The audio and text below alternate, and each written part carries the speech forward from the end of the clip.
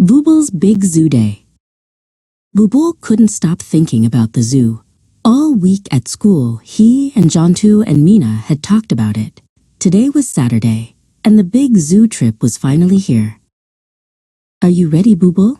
his mother Rita called from the kitchen. Bubul was already wearing his backpack, which was full of snacks. "Ready," he shouted, running to help his father Dhruba pack the water bottles. Just then, the doorbell rang. It was Jontu and Mina. They were wearing their best adventure clothes. "Let's go," said Jontu, bouncing on his toes.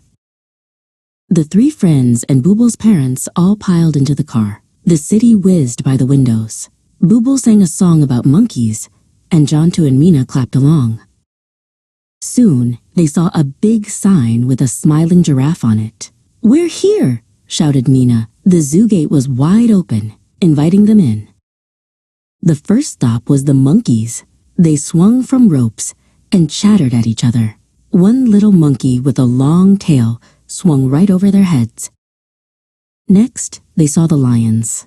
A big, sleepy lion was napping in the sun. He looked so fluffy and grand. "He's the king of the jungle," whispered Bubul.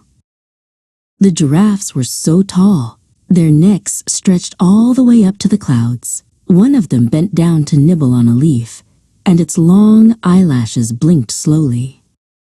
The elephants were the biggest of all. One elephant sprayed water from its trunk, and the children giggled. "He's giving himself a shower," said Jontu.